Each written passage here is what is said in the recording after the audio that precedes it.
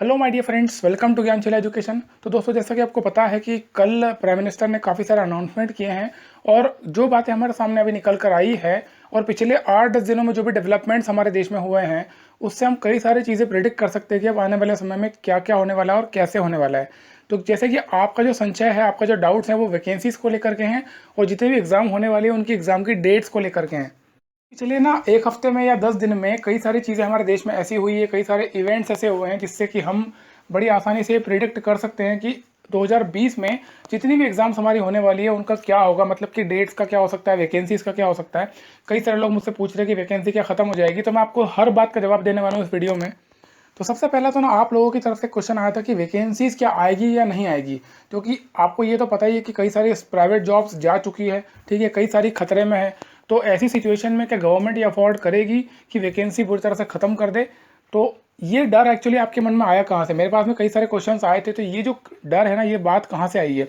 अभी है ना, कुछ ही दिन पहले, मतलब ज़्यादा पुरानी बात नहीं, 7-8-10 दिन पुरानी बात है कि हरियाणा की जो गवर्नमेंट है उन्होंने डिक्लेयर किया था कि 2020 में वो कोई भी नया रिक्रूटमेंट नहीं करेंगे। मतलब लगभग 10-12 हज़ार वैकेंसीज़ के लिए हरियाणा में अलग अलग एग्ज़ाम्स होती हैं। तो वहाँ पर उन्होंने डिक्लेयर किया था कि कोई भी एग्ज़ाम नहीं होगी। बट इसके लिए बहुत स्ट्रॉन्ग क्रिटिसिज्म आया सबकी तरफ से और अल्टीमेटली उनको डिसीजन अपना बदलना पड़ा और उन्होंने फिर ये अनाउंस किया कि अब अब वो जो भी प्रोसेस होती है एग्ज़ाम कंडक्ट कराने की, वो लेंगे ही लेंगे।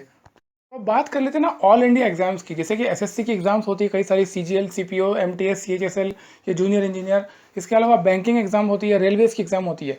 इन एग्जाम से क्या होगा, देखिए, आपको जैसा कि आपको पता होगा कि प्राइवेट जॉब तो कई सारी जा चुकी है, कई सारी जाने वाली है, कई सारी जॉब जो है खतरे में है।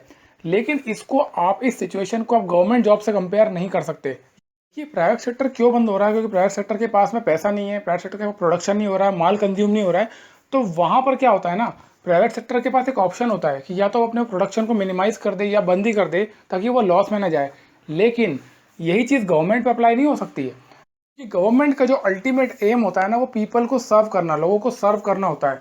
और जो काम ऑलरेडी एग्जिस्टेड हैं, मतलब कि कई सारे काम ऐसे हो रहे हैं, फॉर एग्जांपल आप इनकम टैक्स डिपार्टमेंट में इंस्पेक्टर हैं, तो जो ऑलरेडी पॉपुलेशन हमारी है, वो जो लोग इनकम टैक्स भर रहे हैं, उनका असेसमेंट, उनके जो रिटर्न फाइल हो रहे हैं, तो काम है ही, वो तो रहेगा ही हमेशा और आगे चल के बढ़ेगा ही। अगर आप जीएसटी में, तो जीएसटी वाला काम तो होगा ही होगा। अगर आप सीएजी में ऑडिटर हैं, तो आपको जो जो काम आपको करना है, ऑडिट का काम करना हो, तो करना ही पड़ेगा। तो गवर्नमेंट का काम है ना, काम कम नहीं हुआ। तो इससे आप इसको रिलेट नहीं कर सकते कि काम कम हो गया हो तो वैकेंसी खत्म हो जाएगी, ठीक है। तो ये एक इंपॉर्टेंट चीज़ आपको समझना चाहिए कि आप इसको प्राइवेट सेक्टर से कंपेयर ना करो कि प्राइवेट में जॉब जा रही है तो गवर्नमेंट की वैकेंसी भी खत्म हो जाएगी। दूसरी इंपॉर्टेंट चीज़ मैं आपको बता दूं कि मैंने आपको बताया था कि हाल फिलहाल क्या हो रहा है, गवर्नमेंट 33% अटेंडेंस पे ही काम कर रही है।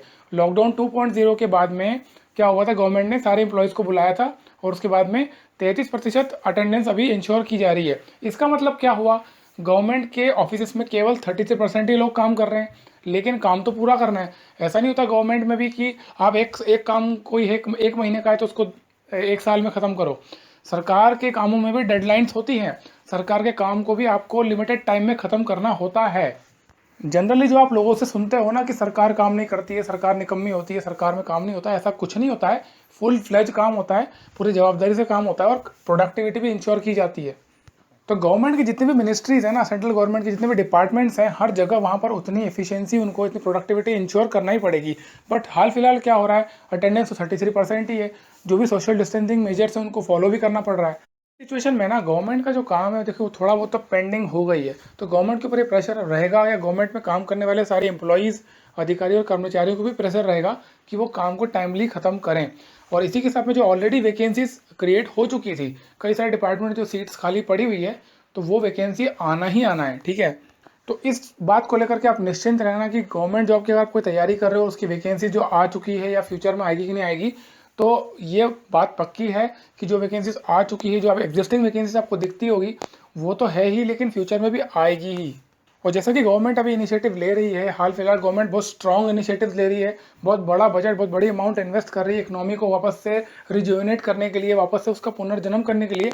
और मुझे ऐसी आशा है, ऐसी उम्मीद है कि लोग अगर मेहनत करें, सरकार भी उसमें साथ में काम करे, तो हम वापस से रिवाइव कर सकते हैं हर चीज़ को, और हमारी जो पुरानी वाली सिचुएशन थी, उस सिचुएशन को वापस से रीगेन किया जा सकता है, वो भी काफ़ी कम समय में, ठीक है। तो आप लोग यार इस चीज़ का विशेष ध्यान रखना है। ऐसा कुछ नहीं है, अगर आपको कोई न्यूज़ मिलती है ऐसा कोई, तो उस पर बिलीव मत करो।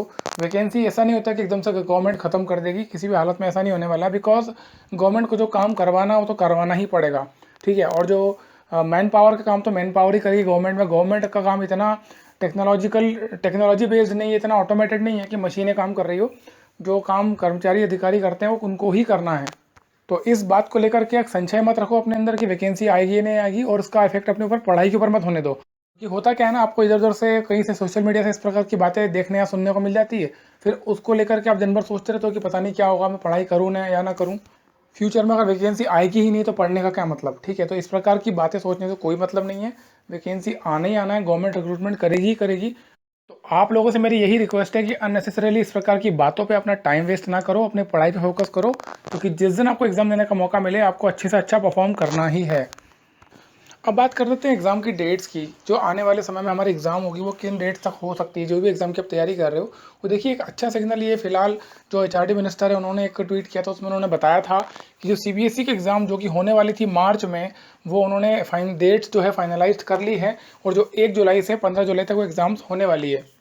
यहाँ से ना हमें गवर्नमेंट की एक मंशा बहुत क्लियर दिखती है। गवर्नमेंट ये समझ चुकी है कि इस वायरस को लेकर के बैठा नहीं जा सकता कि हम घर में बैठा रहें और कोई काम ही ना करें।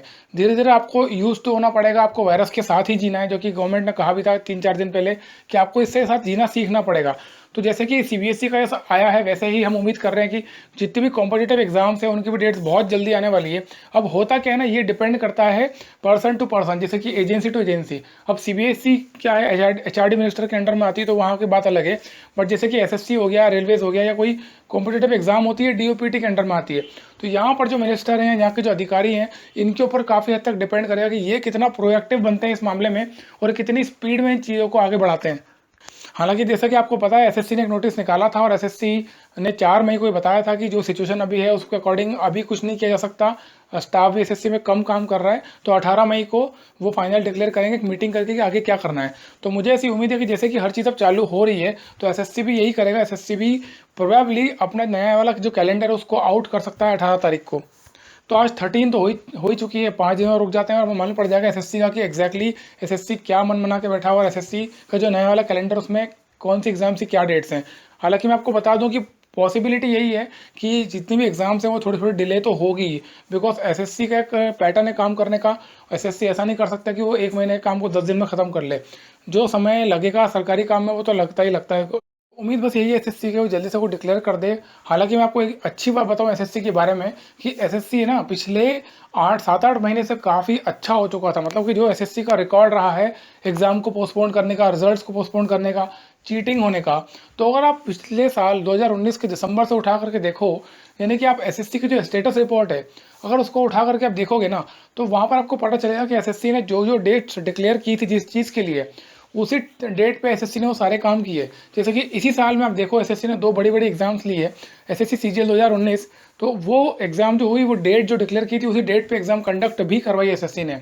सिमिलरली सीएचएसएल एग्जाम भी था, वो स्टार्ट हो चुका था एज पर शेड्यूल, बट क्योंकि कोविड-19 का जो लॉकडाउन हुआ उसके बाद में वो एग्जाम पोस्टपोन्ड हो गई। तो ये अच्छी बात है कि एसएससी ने अपने आप को बहुत तक सुधार लिया है, और क्योंकि इस कारण एक ये रीज़न है जिसकी वजह से एग्जाम डिले हो रही है। अदरवाइज एसएससी मुझे लगता है कि अब थोड़ा प्रोएक्टिव होकर काम कर सकता है, क्योंकि पिछले 7-8 महीने का जो एसएससी का जो ट्रैक रिकॉर्ड है वो ये बताता है कि इन्होंने अपना इंटरनल जो सिस्टम है उसको काफ़ी हद तक इन्होंने दुरुस्त कर लिया है। तो एसएससी से, रेलवे से, आरआरबी से, यूपीएससी से, जितने भी एजेंसी से सेंट्रल गवर्नमेंट की एग्जाम लेती है, सबसे यही उम्मीद है कि जल्दी से कुछ डिक्लेरेशन आए ताकि हमारा जो डाउट है वो क्लियर हो जाए। और मैं आपको एक चीज़ तो इंश्योर कर सकता हूँ कि जो भी फाइनली आने वाला उसमें ना आपको डिले ज़रूर दिखेगा।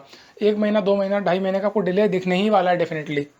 तो आपसे मेरी यही रिक्वेस्ट है कि आपको जो फ्यूचर कोर्स ऑफ एक्शन यही होना चाहिए कि जो कुछ भी आप अभी तक पढ़ रहे थे उसी को कंटिन्यू करते रहो। तो होता क्या है ना, जब भी आप लाइफ में कुछ बहुत बड़ा अचीव कर रहे होते हो, कुछ ऐसा आपने ड्रीम रखा हुआ है जो कि आपका फाइनल गोल है लाइफ का, तो उसको अचीव करने में कई सारे हर्डल्स आते हैं। ये पक्की बात है, अगर हर्डल्स नहीं आए तो ये पॉसिबिलिटी है कि आप उस चीज़ को अचीव ही ना कर पाओ। तो यार इसको मान लो, ये लॉकडाउन जो हुआ है, ये आपका जो समय डिले हो रहा है, ये एक तरह का हर्डल ही है। ये आपका टेस्ट भी है कि आप इस सिचुएशन को कैसे डील कर रहे हो, अपना मेंटल स्टेटस को आप कैसे रखते हो, आप क्या सोचते हो, अपने फ्रस्ट्रेशन को आप कैसे मैनेज करते हो। ये भी एक प्रकार का टेस्ट ही होगा आपके लिए। तो मेरे आपसे ये रिक्वेस्ट है फिर से कि आप आप इस समय काम रहो, अपनी पढ़ाई को कंटिन्यू करो, क्योंकि अंत में स्कोर वही अच्छा करेगा जिसने साल भर अच्छी तैयारी करी है। अगर आपने बीच में गैप दे दिया, आपकी पढ़ाई की आदत छूट गई, तो वापस से उसी आदत को रीगेन करना बहुत मुश्किल हो जाता है। तो दोस्तों, उम्मीद तो आपसे यही है कि आप सोशल मीडिया पे कम और किताबों में ज़्यादा ध्यान लगाओगे। अगर आपको कोई भी इंपॉर्टेंट अपडेट चाहिए किसी एग्जाम के बारे में, तो चैनल को सब्सक्राइब कर लो और बेल आइकन दबा लो, ताकि जब भी मैं कोई इंपॉर्टेंट अपडेट का वीडियो बनाऊंगा, आपको तुरंत एक नोटिफिकेशन आ जाएगा। वीडियो को लाइक कर लो। Thank you so much.